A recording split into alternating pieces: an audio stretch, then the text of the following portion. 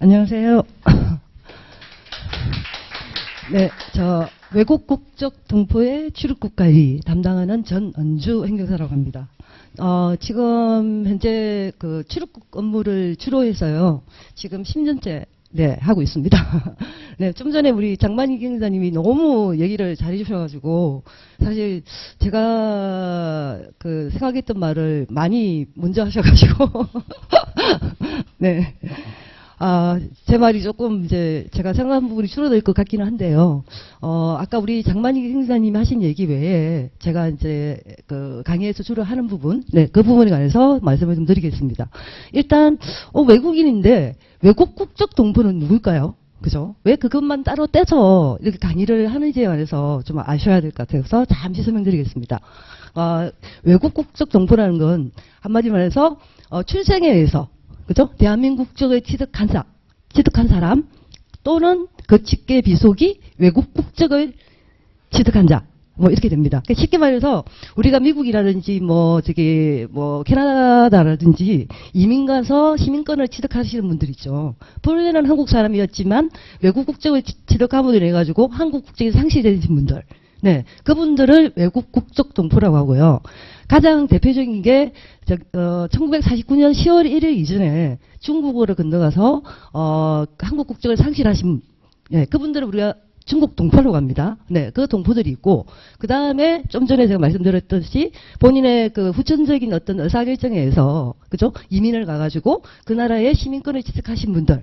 네, 그분들을 갖다가 우리가 이제 외국 국적 동포라고 하고요.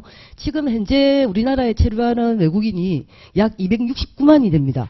네, 근데 그 중에서 외국 국적 동포가 88만 이상이 되거든요. 다시 말하면 32.1%가 외국 국적 동포라는 얘기예요. 네, 그래서 제가 외국 국적 동포로 따로 말씀드린 이유가 일반 순수 외국인하고 한 번이라도 한국 국적을 가졌던 사람하고는 여러 가지 법에 있어 가지고 어떤 그 법에서 정한 요건이라든지 이런 게 많이 다릅니다. 아무래도 좀 더 다를 수밖에 없겠죠. 네, 한번 한국 국적을 가졌던 분들이니까. 네, 그리고 그분들의 이제 비자가 따로 있습니다. 뭐 F4라든지 또는 뭐 H2라든지 그리고 그분들이 그 비자를 가지고 그리고 한국에서 이제 생활하게 되는데 다시 제가 말씀을 드린다면 그러니까 외국 국적 동포의 출생부터 사망까지 출입국 업무는 저희가 행정사 업무의 꽃이라고 하거든요. 그 꽃이라고 하는 이유가 있습니다. 왜? 한 사람 인생에 긴밀하게 관여할 수 있는 사람이 바로 출입국 업무 행정사입니다. 예, 한 사람이 아이가 태어났어요. 국내에서 태어났어요. 그럼 아니면 뭐 해외에서 태어났어요. 그러니까 태어난 순간부터 행정사는 관여할 수 있어요. 뭐 인지를 한다든지, 그죠? 네, 뭐 혼외자로 태어났으면 인지를 가야 되고요. 그래서 일단 초생부터 시작해서 그 다음에 중간에 또 비자의 자격에서 상위 비자로 가겠죠. 더 좋은 비자로. 그 변경을 갖다가 행정사가 해주고 그리고 거기서 또 이분이 결혼을 해요. 그러면 결혼 비자를 또 바꿔줘야 되겠죠, 그죠? 네. 그리고 결혼 비자로 있다가 한국에서 계속 살고 싶어요. 하면 영주권을 갈 수가 있고, 그리고 나 예전에 한국 국적을 상실했지만 다시 한국 국적을 갖고 싶어요. 그러면 국적 회복이라는 절차를 할 수가 있어요. 그리고 뭐 중국 동포들 같은 경우에는 기하로 해서 대한민국 국적을 취득하기도 하고요. 그리고 한국에서 살다가 그분들이 또 뭐 사망을 하거나 그럴 때는 사망 관련 절차까지도 행정사가 다 관여합니다. 그래서 가장 제가 아까 꽃이라고 말씀드린 게 한 사람의 인생에 있어가지고 긴밀하게 관여하면서 그 사람을 도와줄 수 있고, 그죠? 그러면서 저희들은 또 그 일에 보람도 느끼고요. 당연히 보람 외에도 그죠? 경제적인 부분도 당연하겠죠. 그래서 출입국 업무는 저는 크게 이렇게 얘기를 말씀을 드립니다.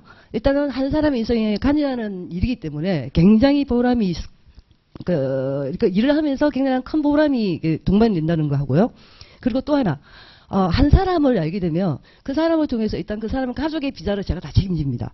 그 가족들이 귀화할 때까지, 한국 국적을 딸 때까지. 네. 그리고 한 사람을 알게 되면 그 사람의 소개를 해서, 이렇게 굳이 제가 열심히 홍보하지 않아도 그 사람을 기하 허가를 받게 해줬어요. 또는 사범심사라는 게 있습니다. 제가 많이 하는 건데 우리나라 사람은 국내에서 음주운전을 해가지고 벌금 내면 처벌받았으니까 끝이죠. 네, 하지만 외국인들은 다시 한번 심사를 받아야 됩니다. 벌금 냈다고 끝이 아니라 출입국 관리사무소로부터 이 사람이 국내에서 체류를 할 수 있을지 없을지에 관한 부분은 심사를 해요. 하고 예를 들면 음주운전벌금 500만 원 이상이면요. 언제든지 출국에서는 출국 명령이라는 걸 내립니다. 그러면 한 달 안에 나가야 돼요. 그러면 생각해보세요. 부인이랑 어린 자녀가 있는데 갑자기 혼자 그것도 가장이 음주운전에 벌금 냈다는 이유 때문에 나가야 되는 일이 생겨요. 그냥 가족끼리 생이별을 해야 됩니다. 네, 그럴 때 모든 사람이 다 구제되는 건 아니지만 행정사가 개입을 해서 그 사람이 국내에 체류할 수 있는 네, 그런 이제 심사를 받게 해주는 걸 사법심사라고 하고요. 그거를 해서 또 그 한 가족을 갖다가 이렇게 뭐라고 해야 되나 이별하지 않게끔 만들어주는 그런 일도 있고요. 그래서 일단 제가 아까 말씀드린 것처럼 출입국 업무는 한 사람이 인생 관여하고 그다음에 한 사람을 통해서 여러 사람을 알게 된다는 거하고 그리고 우리가 이 출입국 업무 말고 저도 행정심판이니 뭐 학교폭력이니 시작해서 안 해본 거 없이 다 해봤어요. 기업 법인설부터 하고요. 사회적 협동조합. 근데 다 그걸 하고 제가 그다음부터는 안 하게 된 이유가 있습니다. 왜? 이례적이에요. 우리 내국민을 대상으로 하는 업무들은 어떤 업무는 지속적으로 이어질 수 있는 업무도 있겠죠, 그죠? 근데 출입국 업무보다는 굉장히 이례적이에요. 그 출입국 업무는 한 사람에 관한 거기 때문에 하나의 일에서 끝나지가 않습니다. 계속 이어집니다. 네, 그래서 그런 이례적이지가 않고 연속성이 있다는 거하고 그 다음에 관련성이 있죠. 한 사람 정도 연결되니까 그런 점에서 굉장히 출입국 업무는 저는 크리트가 있다고 생각하고요. 그리고 또 출입국 업무 아까 우리 장만희 기자님께서 그 체류 매뉴얼에 관해서 말씀드렸죠. 아마 그거를 보시게 되면 이런 이상한 책이 있구나. 네, 분명히 우리말로 되어 있는데 도대체 이게 무슨 왜냐면요. 출입국 업무는 재량 업무가 많아가지고요. 실제로 출입국마다 다르고요. 담당자마다 다르게 해석을 합니다. 네, 그래서 행정사가 처음 사실 이 업무를 출입국 업무를 하면서 굉장히 처음에 힘든 거가 뭐가 이렇게 코에 고면 코골이고 귀에 고면 귀걸이에요. 왜 이럴까? 하고 굉장히 답답함을 처음에 느끼실 겁니다. 하지만 그게 행정사한테는 또 기회입니다. 네, 어떤 식으로 포인트를 잡아서 접근을 하냐에 따라 가지고 어떤 사람이면 안 되는 거지만 전환을 할 수가 있습니다. 네, 그래서 행정사 업무에서는 그런 재량이 많기 때문에 오히려 행정사가 거기서 기회를 얻을 수 있는 일이 많다는 거. 예. 그래서 남들이 다 하는 업무를 하면은 안 됩니다. 그러니까 저는 남들이 안 하는 업무를 좀 많이 합니다. 제가 여기서 다 바뀔 수는 없지만 예를 들면 결혼 비자도 모든 조건이 다 갖춰진 결혼 비자는 안 합니다. 네. 즉 다시 말해서 문제가 많은 뭐 부인이 강제퇴거를 당했거나 뭐 아니면 한국인 남편이 뭐가 그 전원관계가 복잡하거나 시작해서 법 위반이 있거나 영주권도 마찬가지고 귀화도 마찬가지입니다. 그러니까 이렇게 행정사 이 출입국부에서는 제가 조금 말을 네 죄송합니다. 일단은 그런 부분이 많아서요. 얼마든지 마음을 좀 이렇게 단호하게 가지시고 접근하시면 저는 이거는 정년이 없다고 생각합니다. 출입국 업무는 네 유일하게 아주 긴 시간 본인이 원하는 시간대에 맞춰서 저는 할 수 있는 업무라고 생각하고요. 참고로 저는 아침에 10시 출근해서 4시 반에 퇴근합니다. 예, 모든 업무는 제가 제 중심으로 잡습니다. 예, 그게 가능합니다. 행정사는. 네. 왜? 출입국 예약하는 것도 다 제 중심입니다. 예, 상담도 평일은 주말에는 절대 상담하지 않습니다. 네. 그래서, 제가 좀 이렇게 주저주저 말씀을 드렸는데, 사실 이렇게 가져왔는데, 말하다 보니까 다른 얘기를 제가 더 하게 되네요. 그래서 제가 시간을 보니까 시간이 다 돼가는데요. 일단, 제 강의의 특징 말씀드리겠습니다. 저는 외국 국적 동포를 하지만 제가 하는 거는 일단 기본 비자 연장, 변경, 그죠? 그 다음에 영주권, 그 다음에 결혼 비자, 그 다음에 저는 국적 전문 행정사라고 말씀드립니다. 저 국적에는 두 가지가 있어요. 순수 외국인이 하는 거는 기아이고 한 번이라도 한국 국적을 가졌던 사람들, 그 사람들이 다시 회복하는 건 국적 회복이라고 해요. 네, 그래서 기아와 국적 회복. 그 다음에 영주권, 결혼 비자, 그 다음에 아까 말씀드린 것처럼 법 위반이 있는 외국인들, 그죠? 그분들 심사 받는 거, 사범심사. 사범심사 받으러 갈 때는 저도 간이 떨립니다. 왜? 혹시나 제가 51% 이상의 확률을 가지고 준비해서 갔지만 잘못하면 그 자리에서 바로 이 사람 출국 명령 당할 수도 있어요. 예, 그래서 굉장히 출국 업무 하시면 간이 크셔야 됩니다. 예, 잘하시려면. 그냥 남들 하는 것처럼 따라가시려면, 네, 그냥 가시는데, 예, 그래서 일단 리스크가 있지만 그만큼 보람도 크다는 거.